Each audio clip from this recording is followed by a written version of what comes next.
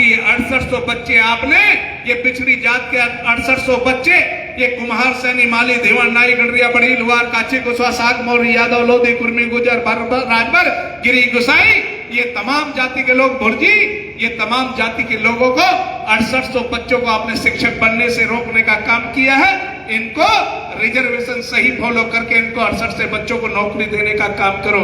उसे उत्तर प्रदेश सरकार ने, आदरणीय देश के यशस्वी मुख्यमंत्री श्री आदित्यनाथ योगी जी ने, प्रदेश के यशस्वी मुख्यमंत्री आदरणीय योगी जी ने और प्रदेश के यशस्वी उप मुख्यमंत्री श्री केशव प्रसाद मौर्य जी ने इसका संज्ञान लिया और उन 6800 बच्चों को अब शिक्षक का नियुक्ति पत्र वितरण होने का काम हो गया।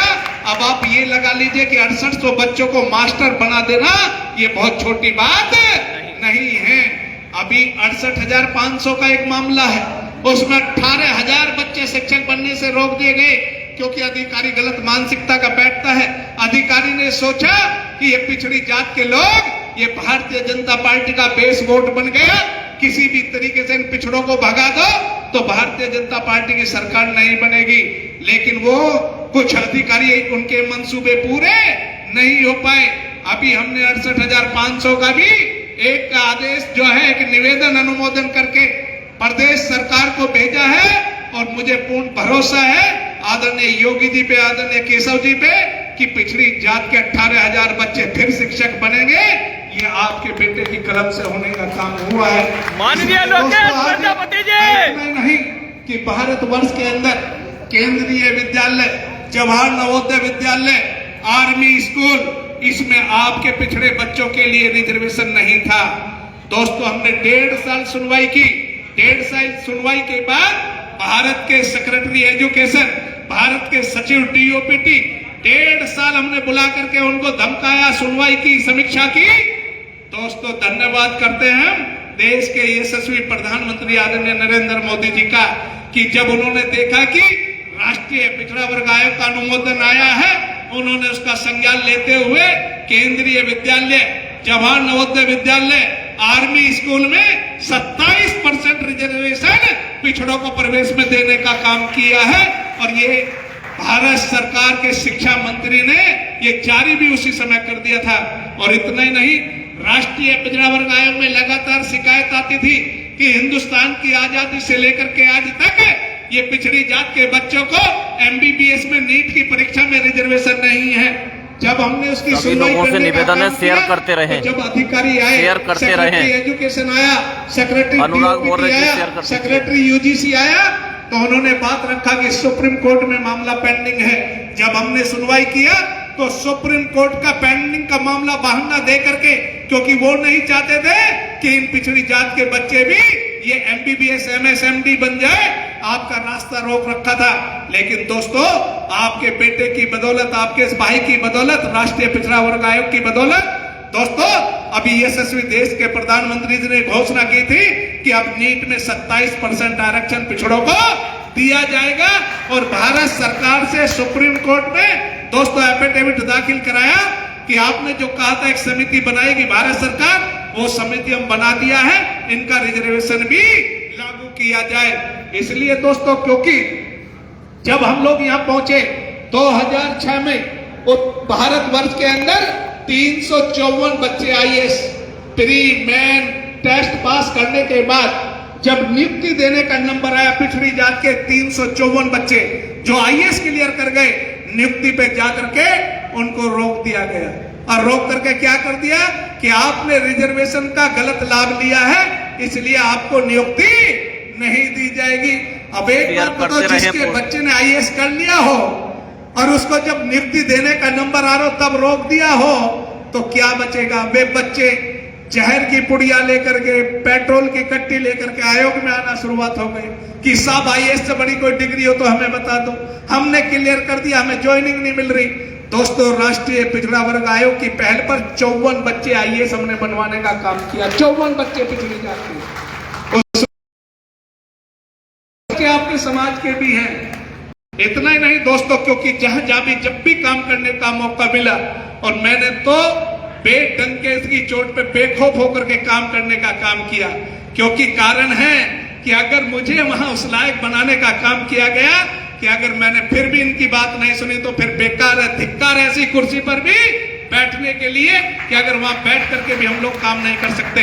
इसलिए मैं आज आप लोगों के बीच में एक निवेदन, क्योंकि दोस्तों देखो देश, ये लोकेश प्रजापति मैं हर जगह कहता हूं कि लोकेश प्रजापति है, ये सारी लड़ाई घर परिवार नाली बिजली खड़ंजे सब मेरी है, ये चलती रहेगी।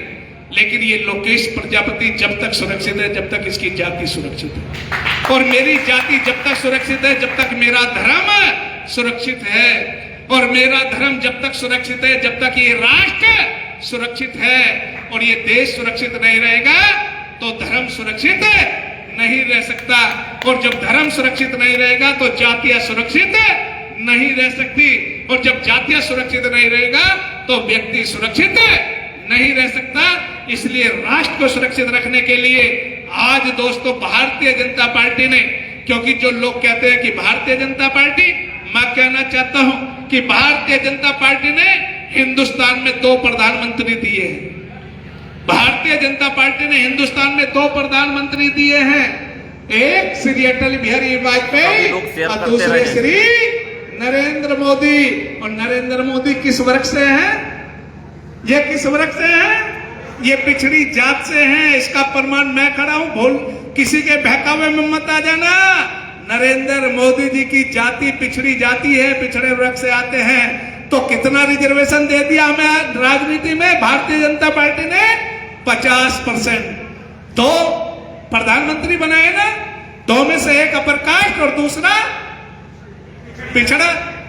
और आज इसीलिए देखो उत्तर प्रदेश सरकार में अगर मुख्यमंत्री ठाकुर बनने का नंबर आता है श्री आदित्यनाथ योगी का, तो उप मुख्यमंत्री पिछड़े वर्ग से संबंधित रखने वाले श्री केशव प्रसाद मौर्य का दूसरे नंबर पे नंबर आता है।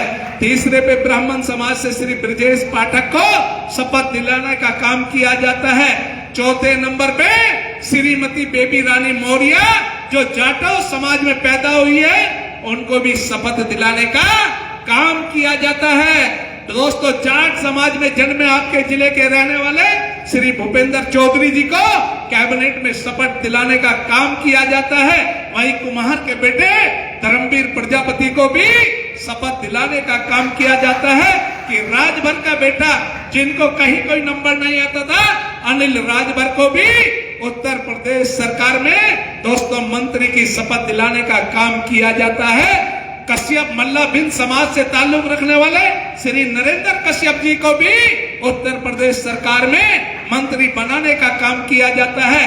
ऐसे तमाम जाति के लोगों को उत्तर प्रदेश सरकार में उसमें कोई जाति नहीं छोड़ी जिसको प्रतिनिधित्व देने का काम ना किया गया हो। इसलिए दोस्तों आज आप लोगों से मेरा एक निवेदन है, प्रार्थना है कि हम सब लोग मिलकर के जिस तरीके से हम लोगों ने 2019 में 2022 में कमल खिलाने का काम किया, 2019 में कमल खिलाने का काम किया है, हम 2024 में भी कमल खिलाने का काम करेंगे। लेकिन मेरा एक निवेदन भी है, अभी स्थानीय निकाय के चुनाव आ रहे हैं, अभी नगर पंचायत नगर पालिका नगर निगम के चुनाव आ रहे हैं।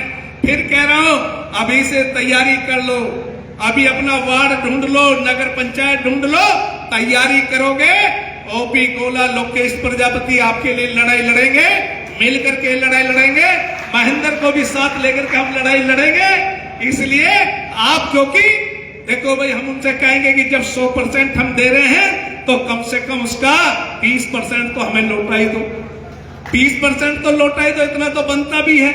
और ये भारतीय जनता पार्टी देने का भी काम करेगी। इसलिए जो आपने अपनी चिंता व्यक्त की है, अभी इंतजार करो, अभी खुशखबरी बहुत और आने वाली आगे आगे। इनमें से पता नहीं कौन किसका लक कहाँ है, पता नहीं कौन कहाँ क्या बनने जा रहा है। हो सकता है इस मंच पे बैठे हुए महेंद्र प्रजापति भी एक ना एक दिन आपको राजमंत्री के रूप में दिखाई दे। हो सकता है इस मंच के सामने बैठे हुए भाई राजपाल प्रजापति भी कहीं ना कहीं आपको दिखाई देंगे। कि हम सब लोग इसी तरीके से मिल करके चुन करके आपस में कहीं भी, लेकिन एक चीज आपसे निवेदन करना चाहता हूं कि कोई भी कभी कोई घटना घटित होती है कहीं, एक काम कर लो भाई, से आईटी पे चलाना बंद कर दो। सबके पास मोबाइल है, फोन है। अगर आपको लगता कई बार वे घटनाएं झूठी हो जाती है और जब हम पता निकालते हैं समझ में आता है प्रजापति समाज की घटना थी नहीं, और उसको हम लोग ऐसा फैला देते हैं जैसा क्या हो गया। इसलिए देखो भाई, सभी लोगों से उसकी जानकारी, सही तथ्य उसका सोचो करो, और सही तथ्य अगर आ जाए तो तब आप लोग हमें अवगत कराओ।